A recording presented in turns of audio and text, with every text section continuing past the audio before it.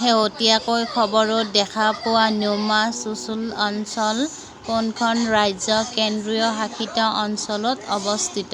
উত্তৰ হৈছে লাডাখ।